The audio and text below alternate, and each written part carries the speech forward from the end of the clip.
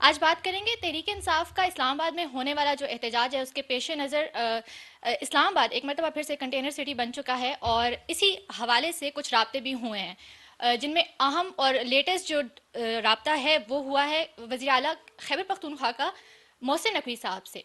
उसमें क्या बातचीत हुई है, क्या चीज़ें ज़ेर बहस आई हैं, इन पे डिस्कशन करते हैं। अस्सलाम वालेकुम सर। वालेकुम सलाम, वेलकम बैक।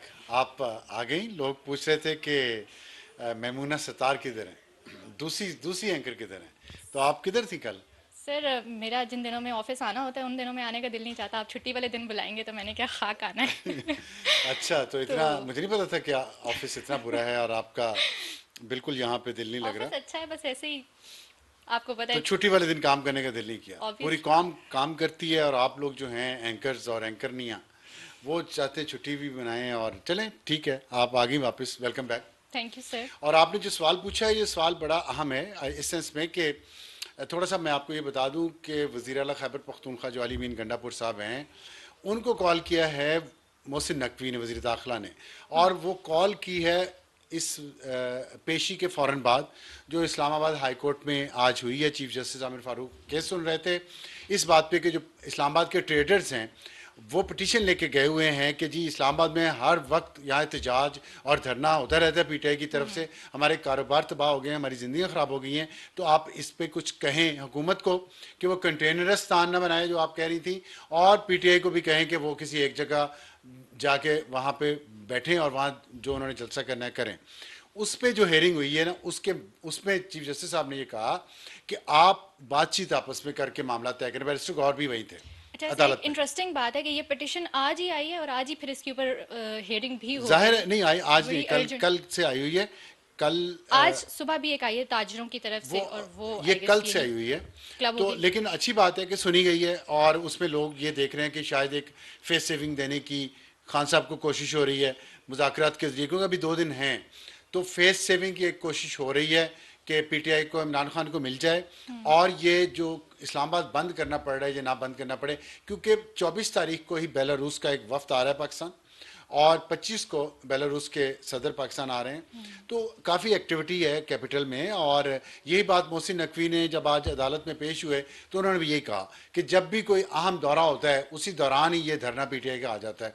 तो इसी पे चीफ जस्टिस ने कहा कि आप बैठ के बात कर लें।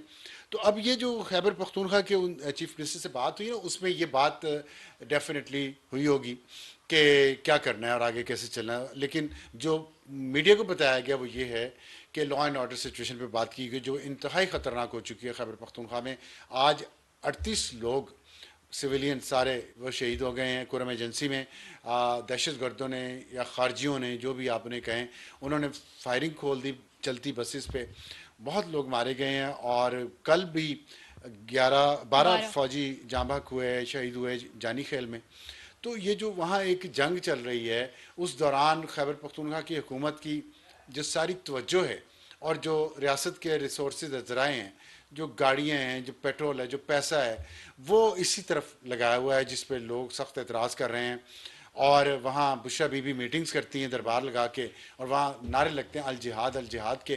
तो ये जो इतनी ज़्यादा सिचुएशन कहना चाहिए सीरियस है, कंसर्निंग है सबके लिए। और एपिक्स कमेटी की जो मीटिंग हुई है 2 दिन पहले इस्लामाबाद में, उसमें अली बिन गंडापुर खैबर पख्तूनख्वा के वज़ीर आला वो भी मौजूद थे और उनके साथ ये बात हुई है। उसके बाद ये 2 वाक़यात हो गए उस मीटिंग के।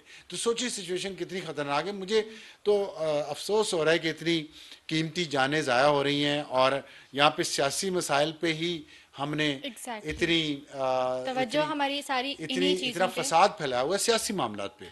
मैं और यही ये कहना जो चाह रही हूँ। सियासी मामलात बातचीत के जरिए और सियासत के जरिए हल होने चाहिए, वो इस तरह हो रहे हैं। और लेकिन प्रॉब्लम यहाँ पे ज़्यादा ये है ना कि प्रायोरिटीज़ में किसी की भी ये सिचुएशन नहीं है, सिक्योरिटी सिचुएशन जो है।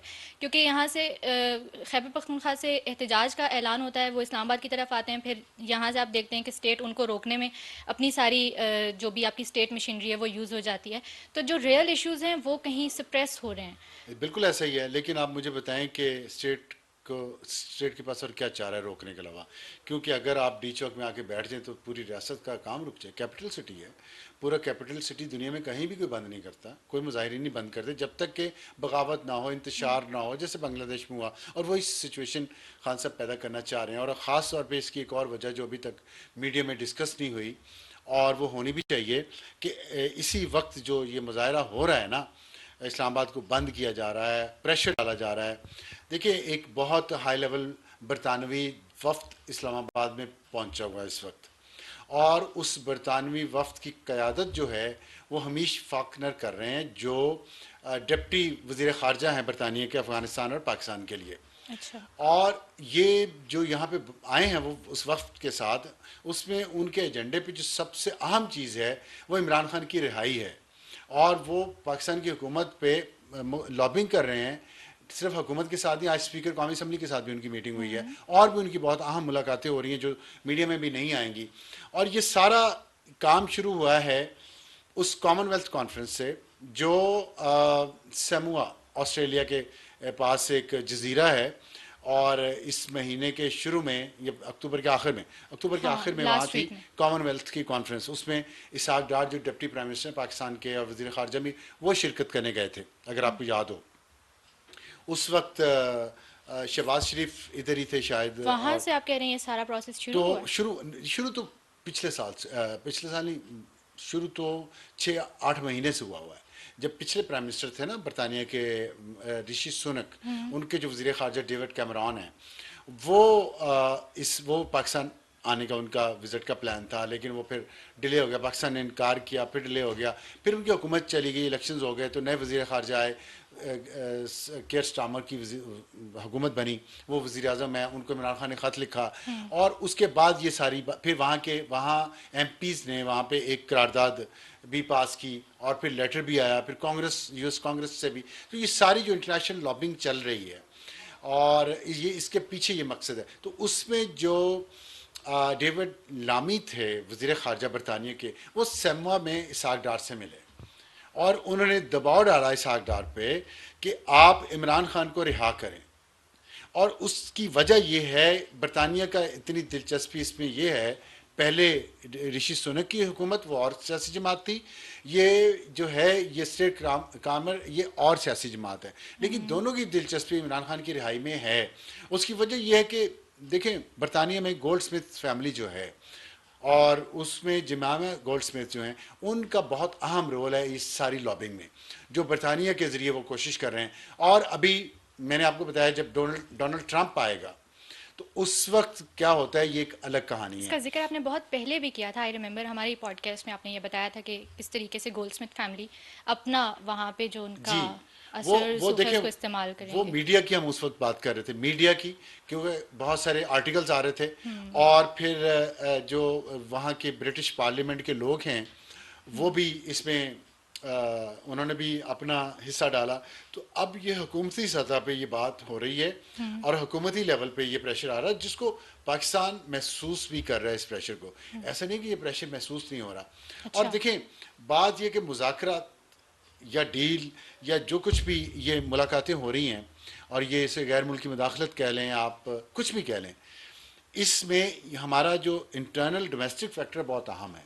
अगर बहुत सारे लोग सड़कों पे आते हैं, जिसकी इस वक्त उम्मीद नहीं है PTI की लीडरशिप को, और खान साहब ये चाह रहे हैं कि लाजमी ये 24 नवंबर का जो एहतजाज है वो हो, और उनकी बहनें भी ये चाहती हैं। अब उसमें बुशरा बीबी जो कोशिश कर रही हैं खैबर पख्तूनख्वा में बैठ के, क्योंकि पंजाब की लीडरशिप बिल्कुल फारिग है, वो तो नहीं लोगों को निकाल पा रही। खैबर पख्तूनख्वा में भी वर्कर्स बहुत मायूस हैं, और इस वक्त जितनी वहाँ पे गवर्नेंस का बुरा हाल है, और जिस तरह सरकारी चीज़ें, सरकारी ज़राए इस्तेमाल किए जा रहे हैं, वहाँ स्कूल कॉलेज यूनिवर्सिटीज़ बंद किए जा रहे हैं, पैसे नहीं हैं।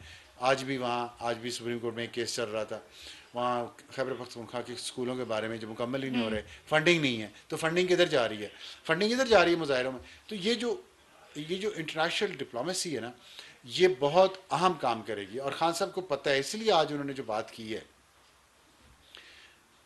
उन्हें ये पता है कि इस्टेब्लिशमेंट खान साहब को सज़ा जब तक उनके केसेस का फैसला नहीं होता, ख़ास तौर पे 190 मिलियन पाउंड का, इस्टेब्लिशमेंट तमाम प्रेशर को फेस बर्दाश्त करेगी। करेगी। और अली बिन गंडापुर की इस्टेब्लिशमेंट से राब्ते हैं। ये मुज़ाकरा जो पिछले 2 दिनों में हो रहे हैं ना, जिस पर खान साहब ने कहा कि किन से हो रहे हैं मेरी राब्ते? डिमांड इन्होंने पूरी नहीं की। डिमांड था कि मेरी रिहाई और लोगों की रिहाई जिन पे केसेस हैं। तो अपनी रिहाई की बात तो उन्होंने कर ली ना पहली डिमांड। उन्होंने कहा जी पहली डिमांड सिर्फ मान लें, तो बाकी डिमांड्स जो मैंडेट चोरी हुआ है 26वीं तरमीम वो बाद में चली गई थी, उन्होंने कहा सिर्फ ये मान लें तो हम मुजाहरे का ऐलान नहीं करते। लेकिन वो नहीं मानी गई। और इसमें मुझे याद है गार्डियन की वो खबर जो कुछ दिन पहले लगी थी, जिसमें उन्होंने कहा था इस्टेब्लिशमेंट बात करने पे तैयार नहीं है खान नहीं साहब है। से। किस बात पे बात करने के लिए थे? देखिए अल्टीमेटली काम जो होना है ना, मामला बातचीत से तय होने हैं। ये इस्टेब्लिशमेंट को भी पता है, इमरान खान को भी पता है। मसला ये है कि दोनों एक वक्त का इंतजार कर रहे हैं। खान साहब को जल्दी है, इस्टेब्लिशमेंट चाहती है इसको डिले करे।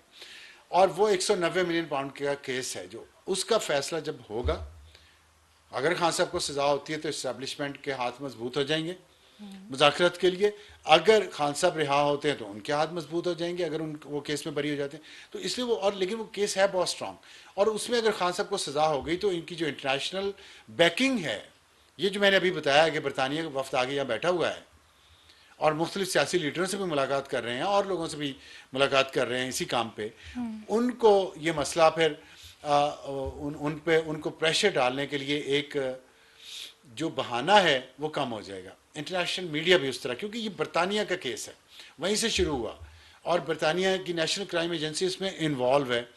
उन्होंने वो पैसा पकड़ा मलिक रियाज का, उन्होंने हुकूमत पाकिस्तान से रब्ता किया, उन्होंने दिया और वो चला गया मलिक रियाज के अकाउंट में और वो सेटल हो गया, उनको जुर्माना है। तो ये केस जो है ना ये बहुत अहम है, इसके गिर्द सारी चीज़ें घूमनी है।